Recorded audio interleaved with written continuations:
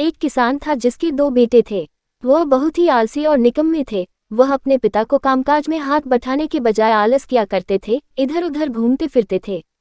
किसान को अपने बेटों की बहुत फिक्र थी। वो सोचते थे कि मेरे मरने के बाद इनका क्या होगा, यह अपना पेट कैसे भरेंगे, अपने परिवार को कैसे संभाल पाएंगे।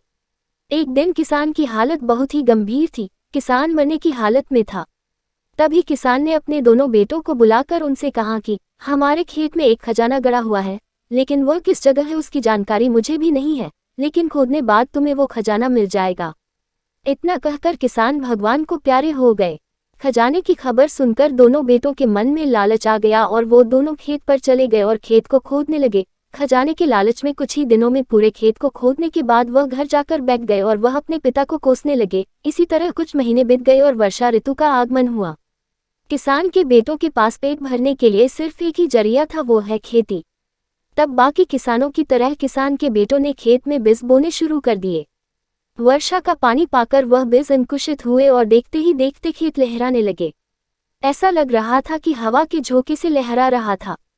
ये देखकर किसान के बेटे बहुत खुश हो गए। उनको समझ आ गया कि परिश्रम ही सच्चा धन होता है और वो उसी तरह से अपने पिता के शब्दों का मोल भी समझ गए और अपने कामकाज में लग गए।